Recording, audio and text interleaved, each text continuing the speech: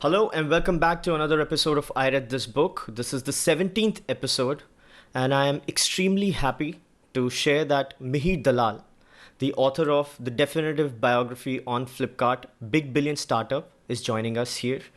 It's really nice because if you remember, the first episode of this podcast had a discussion on this very book, and it was because of this. I was reading this book and I thought, and I told Sarthak that let's start a podcast where we should talk about great books, and this was the book which started it all. And now I'm really happy to have the author of this book himself. Welcome, Mihir. How are you doing? Thanks a lot, Nishant. It's great to be here. So nice of you. Mihir, I read this book and it's one of the very, very important pieces, especially in the Indian startup space. I wonder that Flipkart's biography is something that every journalist or every startup writer must be extremely interested about, right? Everybody must be thinking that, okay, I need to write this if I can get my hands on it. How did you end up taking up the project and winning it?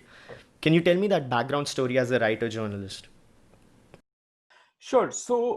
You're right that the Flipkart story, in terms of wanting to present it as a book, was very, very sought after, among writers and journalists.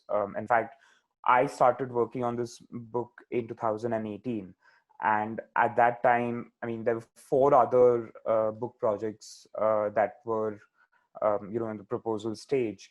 But eventually, I think I was able to kind of bring it out fastest, or at least first, primarily because I had been covering Flipkart in a dedicated way for 4 years before I started working on the book project. Because I had been writing on it for 4 years, I had a very, very wide network of sources already there that I could tap, instead of having to build a source network from scratch. I was very, very familiar with the Flipkart story. Of course, because I'd been writing on it for 4 years, I'd also been thinking about it so much. So it was a combination of these things that allowed me to finish it first. And I think eventually it just came down to being able to dedicate 1 year of my life entirely to this. So I even took a 3 month sabbatical from my job at Mint, to write the book. So I think for a year, this book was pretty much the center of my life. So I think that's what kind of allowed me to finish the book So first. how was the I mean, did you independently come up with the idea of the book, proposed it to whom? I mean, because this seems like a very concerted effort. It doesn't seem like a one-man journalistic effort because huge. The everything is huge here, and even a movie deal is on. So Yeah. I was actually approached for a book project on Flipkart first in 2015. mhm. Um, at that time, I did not think it was, it was worthy of a book, or at least at that time, the idea was not clear to me because the Flipkart story was far from over. In fact, they were entering a very, very crucial, they had entered a very crucial phase of their journey. So, I kind of decided not to do it then. And then in 2018, after the Walmart sale happened, the Flipkart story as such came to an end, at least as an independent company, as an independent startup. So then the idea was very clear to me that, okay, this is how it should be. So I started thinking about writing the book pretty much as soon as the Walmart sale was in May of 2018. And by the end of July of that year, I decided that I would do it. But as far as the book, the conception and the kind of writing and the thinking process of the book is concerned, it was pretty much me.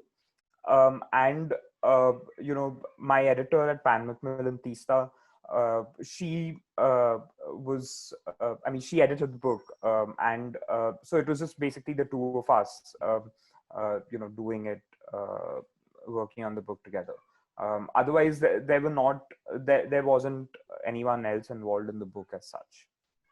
Me, a question to which comes to my mind is because there are a few things in the book which are solid and very controversial.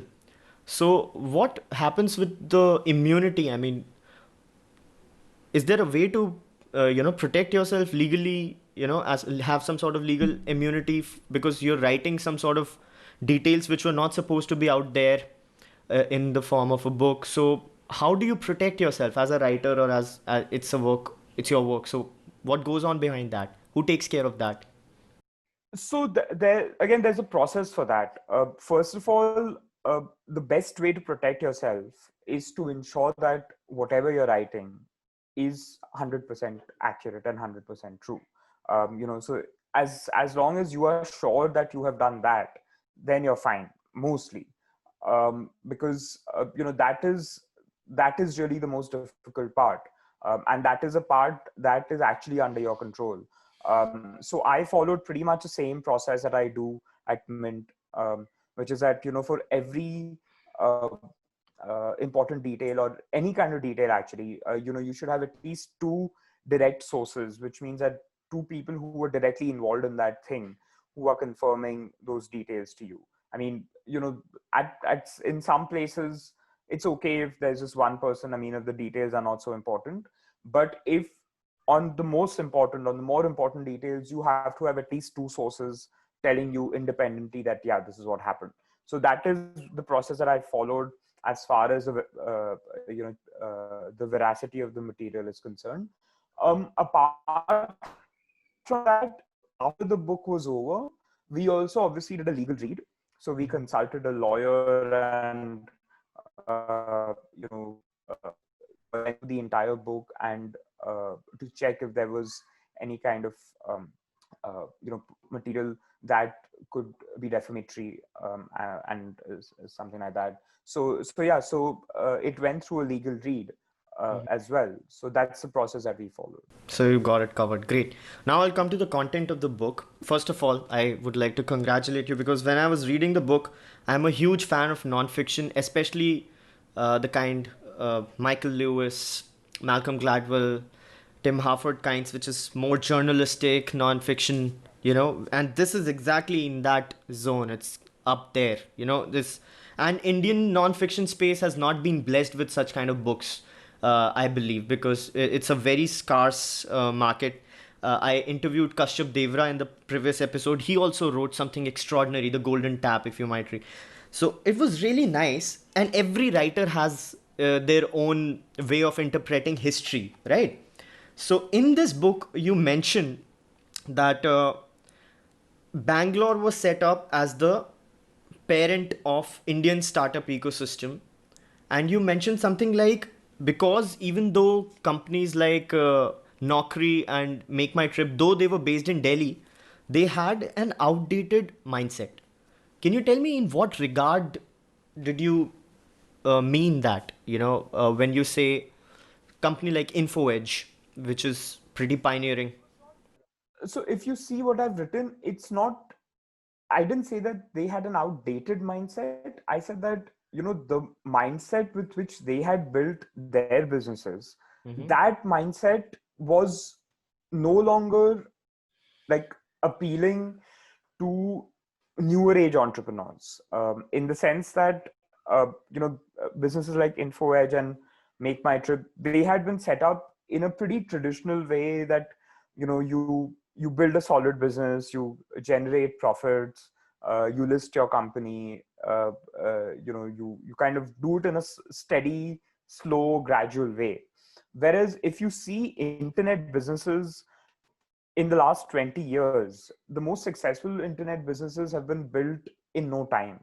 Like, right from Google, Facebook, Instagram, WhatsApp, Uber. I mean, these businesses became really, really big, really, really fast. So that was the mindset that, was really appealing to the newer age entrepreneurs like the Bansals and people who set up internet ventures in the late 2000s.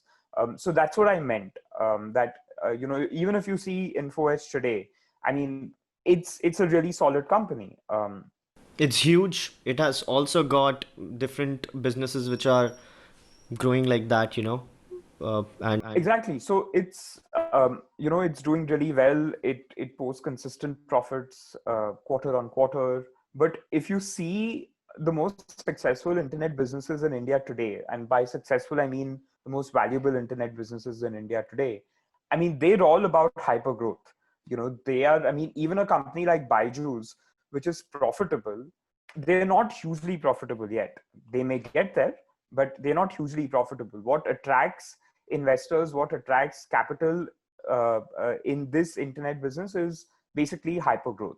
So that's what I meant by saying that, while companies like Make My Trip and InfoEdge were there, they were not really the inspiration for uh, for the internet companies of the late 2000s. For the internet companies of the late 2000s, the inspirations were really the American internet companies like Amazon, Google, Facebook, which had been set up, which had become really huge in no time. So that's what I meant, that while there were Indian examples, those Indian examples were not like the main inspirations for startups like Flipkart. understood. Okay, sure.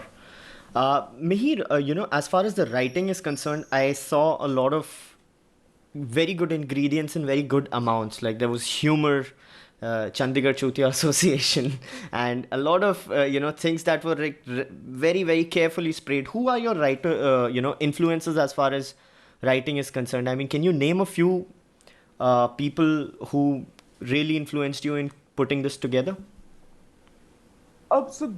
I mean, I'm not really sure about any direct influence on this book. Yeah, of course, but yeah. Yeah, but generally, I read very widely. So I read fiction, I read business, I read history, politics.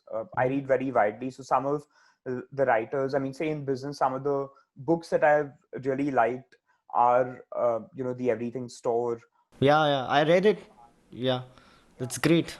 Then there's a book on Ambani, on Dhirubhai Ambani, which is a biography of his, which is Yeah. called Ambani and Sons. That's a Yes. fantastic book. Excellent. Yeah. Yeah, there are so then I really like the Michael Lewis book, The New Thing, Oh, oh, oh. which is Correct. yeah, which is a biography of the founder of Mozilla, Uh-huh. the internet. So these are some of the business books that I've really liked. Among like I read a lot of fiction as well, Mm-hmm. and my favorite writers are people like Coetzee, Naipaul. I like a lot of African writers as well. So yeah, so I generally read very widely. So it's a mix of my reading that would have, I suppose, influenced me. Great. Also there's a pivotal book for me which is called Losing the Signal. It's the BlackBerry story, and that's one book which really made me think, and I found the same feelings with this book as well. So terrific work. Mir, as a journalist, as a person who is following first of all entrepreneurs and people's response to entrepreneurs, what they're thinking, how they're going about, what are the values of Bunsel's that you really found inspiring? There's some values which stood out as opposed to like rest of the entrepreneurs who are great. Yes. So I think what was outstanding about them was like how different they were for their generation. Because in that, like when they started Flipkart in 2007, the startup ecosystem in India was very, very nascent. It was very small, and generally, it was not okay, or it was not considered uh, okay to think big at that time. And these guys, just said, screw that. I mean, we are going to think big. But do you think that they can be solely attributed for that thinking? Because in this book and also people who've been following the story attribute that kind of growth mindset to the investor who came, the Tiger Global guys. I no, I don't think that's true at all. In the sense that yes, he encouraged them. He was on the same wavelength as them. But as far as thinking big is concerned, I mean, the main guy for that was Sachin. he was the guy who really thought outlandishly big. So I would say that certainly, Leaf Excel, who's the investor you're talking about, Yeah. he was on the same wavelength as Sachin. He encouraged Sachin. He did not stop Sachin from thinking big. But I wouldn't say that it was Leaf Excel who, was the main guy in terms of thinking big. But didn't he like raise the one? Yeah, but didn't he raise the 1 million round to 10 million in the first round, which Axel also contributed to, according to what you've corroborated in the book? Yeah, absolutely. He did. But that is again, a product of his. Uh, I mean, that was a result of like the potential that he saw in the business. Mm-hmm. So, so what happened was that the Bansal said, this is what we are doing. This is the pace at which we are growing, etc., etc. But you remember that they were growing at an insane pace for a company which had just raised, like they had not even raised $1 million when Mm-hmm. they took the when Leaf Excel first started talking to them, because they had agreed to invest in Informatica to come in tranches. So for the amount that they had raised, they Mm-hmm. were growing insanely fast, and that kind of speed was unheard of for an operations for an internet business that had operations in India. That was just not thought possible. So they were anyway growing insanely fast, and they would have grown insanely fast regardless of. Who the investor was? Okay. Yeah, but what Fixel brought was, he told them that you are growing so much with so much capital. Now, just here is, I'm giving you 10x the capital that you've had. So now show me how fast you can grow and how much you can grow. So it was really that, like, that is what Fixel really did. And yeah, so I would say certainly he was the most important facilitator of this whole think big mindset, but the mindset itself came from the Bansals and especially from Sachin. Terrific. Terrific. Now, we've discussed the past in a way. Now that the company has been acquired by Walmart, and Walmart is trying to invest in, looking at investing in Tata, and there's a legal thing going on with Reliance buying out Future by Amazon. How do you see this Flipkart and this whole story of reforging of the Indian, at least internet retail space, if not Indian startup space? So I think the battle is really now, uh, I mean, right now the battle is still an online battle, in the sense that if you look at the entry of Tata or even, GeoMart's entry, I mean, GeoMart, for all the hype, they're doing, I mean, they're a fraction of Flipkart's or Amazon's size. And that is not going to change too much over the next 2-3 years, because, GeoMart or Reliance is not built as an e-commerce company. They are not really built in a digital way. So for instance, in e-commerce in India, the market is structured in a very, very different way than the offline market is structured. So there are three categories that account for almost 75% or more than 75% of all e-commerce in India, which is electronics, fashion, and mobile phones. I mean, I'm using electronics and mobile phones separately simply because mobile Okay. phones by Yeah, itself yeah. is such a huge category online. I But these understand. three categories contribute to more than 75% of all e-commerce in India. And these three categories are completely dominated by Flipkart and Amazon, to the extent that they have a 95% market share together. But a lot of people were saying that the future is more towards online, which they call O2O, online to offline, and that's why. Yeah, I think that's all nonsense. Because even GeoMart, if you see, they've been talking about Kirana stores and all that, but Mhm. right now they do a few tens of thousands of orders every day, Mhm. but 95% of those orders are fulfilled through their own supply chain. So it's only like, in the low single digits that they're actually using Kirana stores to fulfill their orders. Mhm. And again, that is not a coincidence, because the economics of fulfilling orders from Kirana stores just do not work out. In the grocery category, which is where they are, margins are just like super thin, like they're almost non-existent. So to like then say that I'm getting into a very low margin category, adding to the cost. I mean, how are you going to ever make money? You'll either have to make money from the kirana store, or you'll have to get the customer to pay. And customers are not going to pay if you ask them, if you ask for a delivery fee. The kirana store guy is not going to give you enough margins to make money. So I think that that whole O2O thing is just, I mean, that's all hype. What Okay. is a possibility is this whole kind of integration of, say, your offline store network with Mm-hmm. your e-commerce arm. But Mm-hmm. that too, if you see globally as well, that's not a big business yet for anyone. So Okay. it's highly unlikely that it's going to happen in India, because in India, physical modern retail is actually extremely limited. In fact, that is why e-commerce has grown so fast. Like, that is one of the main reasons e-commerce has grown so fast, because e-commerce is getting modern retail to areas that did not have modern retail.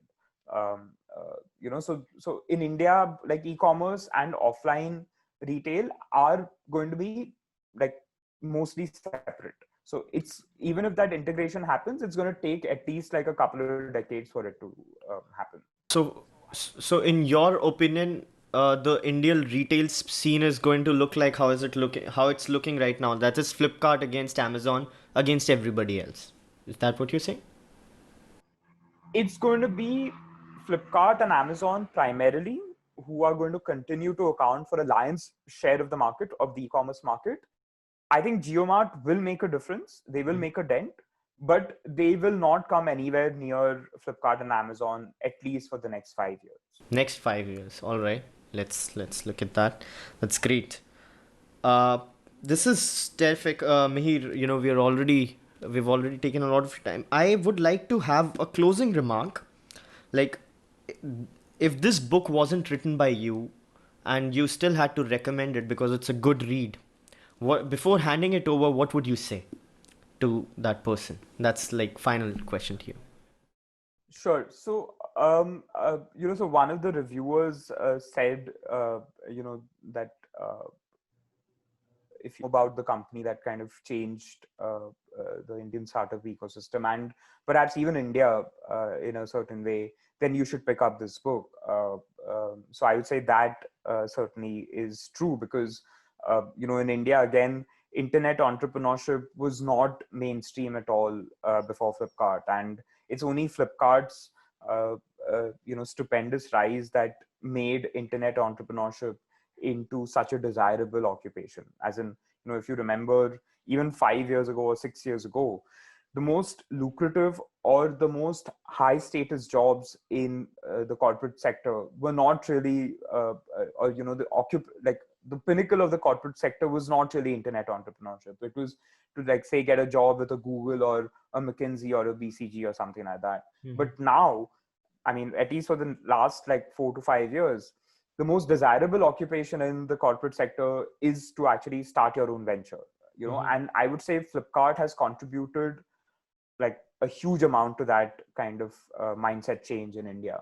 So I would say that if you want to know about a company that kind of enabled this mindset change, then you should pick up this book. And I would also say that if you want to know about how internet entrepreneurship actually works in terms of what happens inside an insanely fast growing company, in terms of all the human drama, in terms of the personalities, in terms of how decisions are made, in terms of like what are the dynamics between founders and investors and Mm-hmm. stuff like that, then you should pick up this book, because this is one of those few books that gives you a very behind the scenes look into an internet startup, into how a company is built. And special compliments to you on this, because there's a scene which ends. I'm calling it a scene because it's very cinematic the way it's written. That Sachin's friend, the m- uh, what do I call that? The hippie, if I can call that person, because he says that himself in on LinkedIn. So that guy consoles him when he's taking an exit or forced to take an exit from the company. Very human. I forgot to ask you one very important question. As a journalist, as a startup journalist in specific, which do you think is the next Flipkart? A story of equal proportions.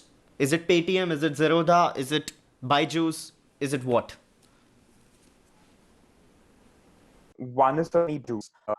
Again, the way Byju's has grown in the last 5 years, 6 years has been phenomenal in running. So I would say Byju's certainly is in that potential Flipkart category. And I would say Oyo, despite all the troubles that it is going through right now, the Oyo story is still not over. And it's going to be very fascinating to see what happens to Oyo once the pandemic is over. Will they be able to bounce back? Will they, sustain their market dominance in India, and then be able to, take the model in all these international markets that they had entered. Of course, the hotel business is completely devastated by the pandemic, but obviously this is not going to go on forever. The pandemic happens at the end of next year or early 2022, whatever the timeline is. Got it. So you're rooting for Oyo and Byju's most probably, most importantly. Yeah, I would say that those are the two companies that come to mind when we talk of a story or an exit or any kind of business size comparable to Flipkart. Terrific, Mihir. It was really nice talking to you. I have a lot of questions to ask you, but we are running out of time. Even though there's nobody stopping us, but I think this should be the moment to say goodbye. It was really nice talking to you. Thank you so much for coming along, and please keep in touch. And we'll hope to see you soon. Hope to read something even bigger from you in times to come. Thanks a lot, Nishant. It was Cheers. great being here. Cheers, Mihir. Bye.